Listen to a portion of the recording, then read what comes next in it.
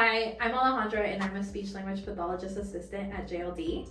Hi, I'm Ping and I'm also a speech language pathologist at JLD. Today we're going to be discussing high-tech AAC devices and how to model AAC. So what is AAC? It stands for Augmentative Alternative Communication.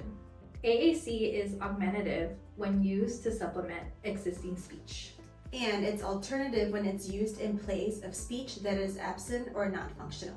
Or it could also be used temporarily as patients are recovering or after they've done certain surgical procedures and they have no functional speech at that time. And some of the apps that we are familiar with at JLD include TouchChat, LAMP, TD Snap, and Proloquo. So we're going to talk a little bit about modeling strategies and how to model AAC to children. So when it comes to modeling strategies, it is really important to know the concept of core versus fringe words. So core words are words that we most commonly use in our everyday setting or in everyday language, while fringe words are words that are very specific to a context, to a topic, or to a place.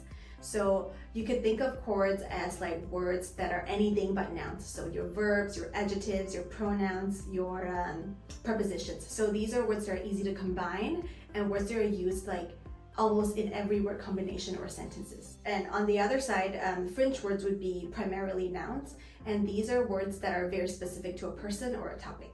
So core words are important because when we first teach kids language, we want them to be able to combine 2 or 3 words to facilitate that like more robust language. So when we do core words, then it's really easy to combine. So for example, if you teach a kid go, then he could combine like I go, you go, or he could do like go and stop, or like go down, go up, go in, go out. So there's a lot of possible combinations that could go with the word go. But on the other hand, if you teach kids like a fringe word like ball, then that is a noun, ball, but it would be really hard to combine that because like the only function they could do with the word ball is probably label it or request for it.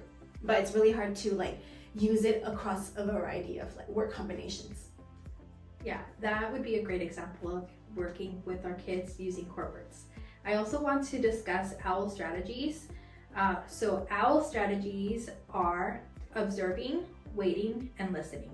Sometimes we as parents forget that we are providing our kids with these models but not giving them enough time to think and actually observe what we're trying to model as we work with our kiddos in the context of play.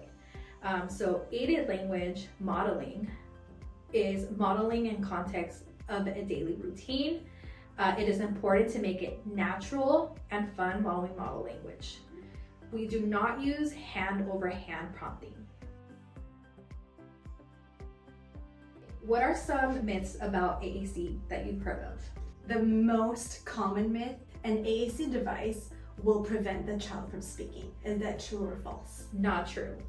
If anything, AAC supports natural speech and development.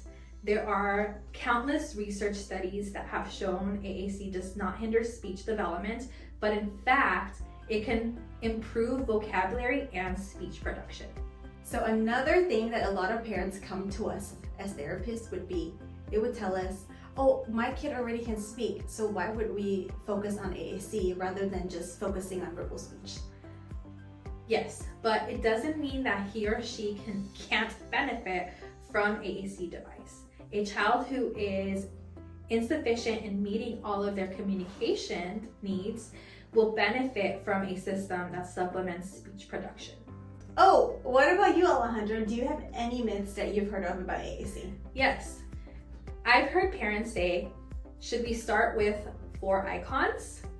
I think that's not entirely true because we always want to presume competence and we want children to demonstrate the skills to learn and grow with AAC. So we always assume that they know more than they do. So because there's no way of knowing what a child knows until we try with them. So a lot of times we would start with like a bigger, more robust set of language with more icons at once, and we kind of scale down from there if needed. So AAC is just like learning a keyboard, learning a new language. So with more practice, we know that kids will get better.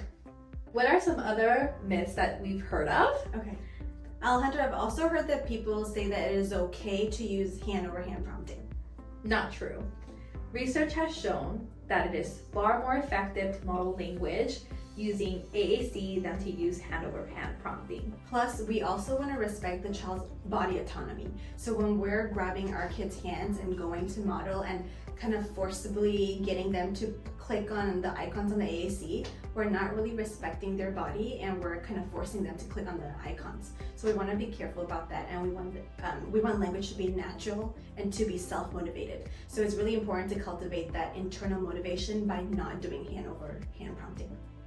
That's all we have for today about AAC. If you have any questions, feel free to call JLD or send us an email. And yeah, we'll see you next time. Thank you. Thank you.